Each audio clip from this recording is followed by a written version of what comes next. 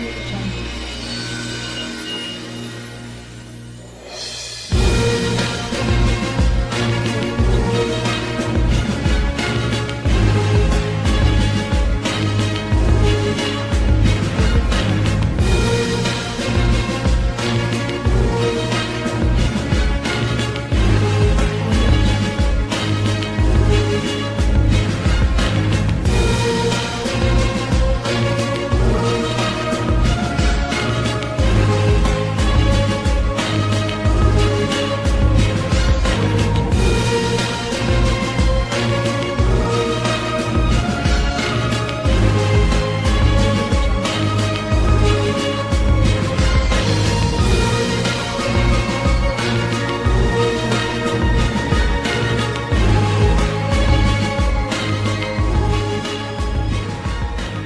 Good evening. Welcome back to Virtuoso Talk Show. As we know, tonight we have a very special session talking about investment. And one of the recommendation books that we want to talk about is Warren Buffett Ways. The authors is Robert Hengstrom. Why this is very special? Because of this book is talking about one of the richest man in the world is Mr. Warren Buffett. And tonight we have 4 young investors that have been invited to talk about the business insight about these Warren Buffett books. So without further ado, let's meet the young investors and talk about the details. Well, in the middle of us, there is 4 young investors talk about the Warren Buffett books. Let me introduce one by one. Number 1 is, the first is Pak Leo. Pak Leo is investor from Medan. Hello Pak Leo, how are you? Fine. Okay, thank you for coming from Medan. And the second one, investor from Python, Surabaya. Hello Pak Arif, how are you Good Pak? evening, Thank you, Mbak. thank you for coming. And the third one is the investor from Japan, Agasan. How are you, Agasan? Hello, I'm Okay. fine. Good evening, Indah. Thank you for coming to Jakarta. Thank you very much. And the last but not least, our investor from Manila, Pak Neil Ruiz. Good evening. Good evening, Pak Neil. Thank you for inviting us. Yeah, thank you. Thank you for all of you for coming to Virtuoso Talk Show. And now, as we know, we would like to talk about Warren Buffett books. Before go on detail, let me discuss about Warren Buffett youth formation and education. Okay, the first one we want to know more about the Warren Buffett youth formation and education. Pak Arif, could you please tell us about the Warren Buffett youth investors and background? Thank you, Mbak Indah. I'd like to describe Warren Buffett milestone. He was born in Omaha, Nebraska on 30th August 1930. And then in 1947 up to 1949, he studied in Wharton University and then transferred to University of Nebraska. In 1950, graduated from University of Nebraska. In 1951, he graduated from Columbia University School of Business. And then at the same years, he started work professionally at Buffett Fogg & Co. Met Charlie Munger also in 1951, who later on became vice chairman of Berkshire Hathaway. Wow, thank you, Paris. It is very interesting to talk about the Warren Buffett background. Let me discuss more about the 2 mentors. There is very significant, important role shaping the Warren Buffett skill and knowledge. Can you please elaborate more, Aga? Yeah, talking about 2 mentors for Warren Buffett. There is one is Benjamin Graham, and the second one is Philip Fisher, as Pak Arif already mentioned.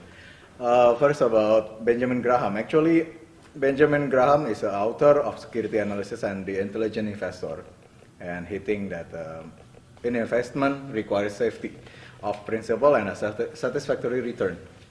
So safety is a relative term, and it can never be determined in an absolute sense. Graham also described about 3 approaches to investing into common stock. First, the cross-section approach. Second is anticipation approach, and then the last one is a margin of safety approach. Graham strongly advocate the margin of safety approach with investment in common stock of growth companies. Graham also suggests that identifying the undervalued stocks, regardless of market sentiments, was the key to stock market investment success. The other one, Philip Fisher. Philip Fisher focused on the company with an ability to grow sales and profits over the years at rates greater than the industry average. He also classified these types of companies as fortunate and able, and then the second one, fortunate because they were able. First, fortunate and able, that means company which work aggressively to create larger markets for their products. Fortunate because they were able, it means companies which continually carry out the research and development to produce better products and new markets. Fisher suggests it was better to hold stock in a few outstanding companies than a larger number of average companies. Wow, interesting, Agasan. Yeah, we all do believe that all mentors have a significant impact of the Warren Buffett careers and life. And now let's continue to talk about the foundation of Warren Buffett approach. Can you please tell us about the foundation of Warren Buffett approach, Pak Leo? Okay, thank you, Winda. From Warren Buffett approach, was divided into two basic ideas. One is main idea and two supporting idea. Buffett's whole approach is to look at the shares purchased from the perspective of business owner rather than as a stock market dabbler. Supporting idea. There is some supporting idea. Number one is long-term value of stock is ultimately determined by the economic progress of the business, not the day-to-day market fluctuation. It means we cannot control the market. Okay. Number two, investor must be financially and psychologically prepared to deal with the everyday market fluctuation. Number three, the ability to say no. Unless all the facts are in your favor is a significant advantage for any stock market investor, his approach is always to wait patiently until a truly great investment opportunity surfaces and then go to it. Number four, an investor and a business person should look at a company in the same way. With this approach, investors act like owners of the companies that they own shares in. It seems like the Warren Buffett concept is easy to talk but hardest for implement. But as long as the Warren Buffett have done this concept, so it is possible for us to implement too. And then let's moving out to the next approach of the investment. Could you please tell us, Pak Neil, about the approach of the investment? Thank you, Inda. There are 4 investment approaches used by Warren. Number 1, never follow the day-to-day fluctuations of the stock market. In other words, if you buy a share because you believe a company has sound financial prospects and you intend owning it for a number of years, market on a day-to-day basis is totally inconsequential. Number 2, don't try and analyze or worry about the general economy. A superior approach is to buy a business which has a realistic opportunity to progress regardless of whether the overall economy is expanding or contracting. A business which has the ability to profit in any economic environment is very valuable. Number 3, buy a business, not its stock.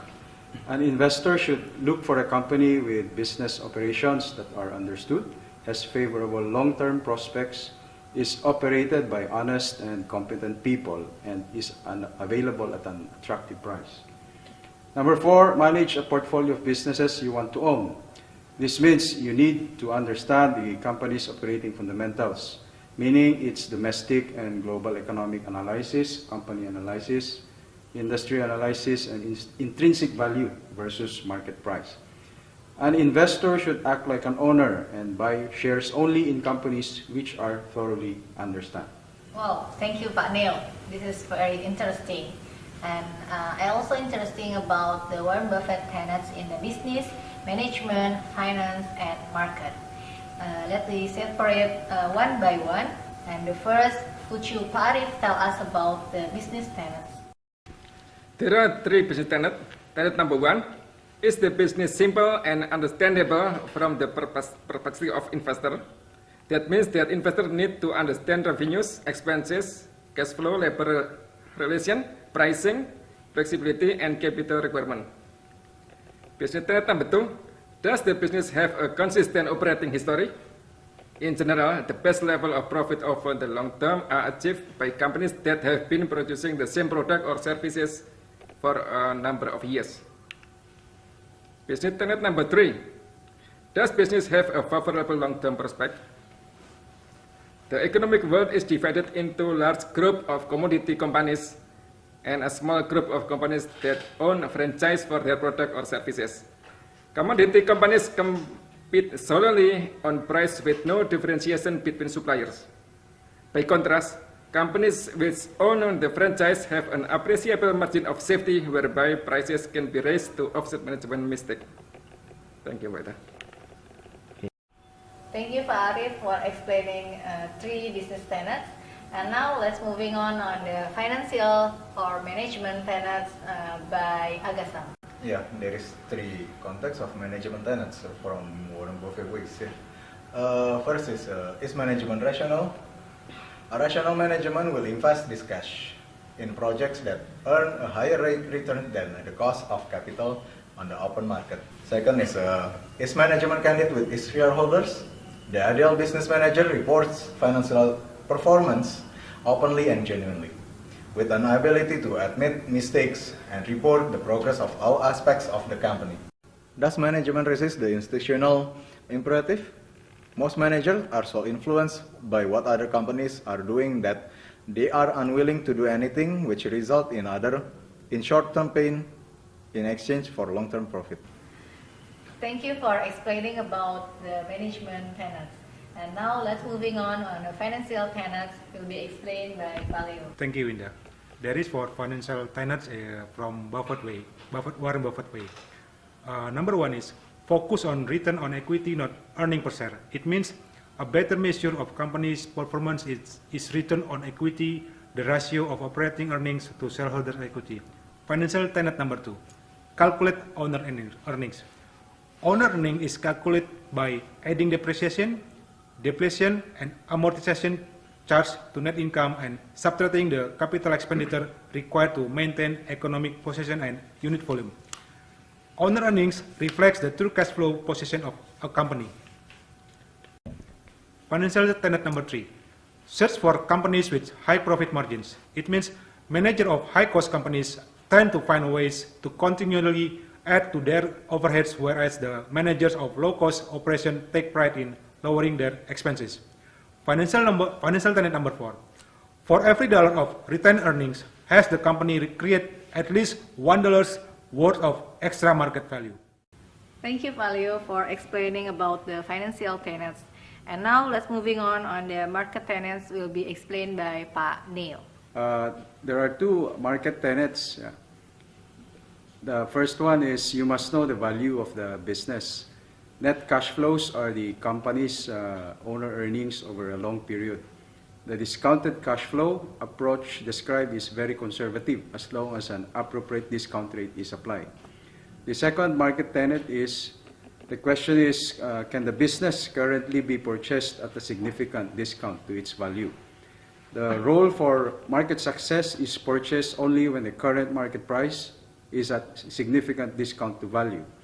The intention of any investor is to earn above average returns. The difference between business value and price is the investor's margin of safety. Most investors set their own margin of safety. Buffett generally aims for a 25% discount as his margin of safety. Okay, after all discussions, let me summarize about the Warren Buffett books. First, the book is talk about the Warren Buffett backgrounds.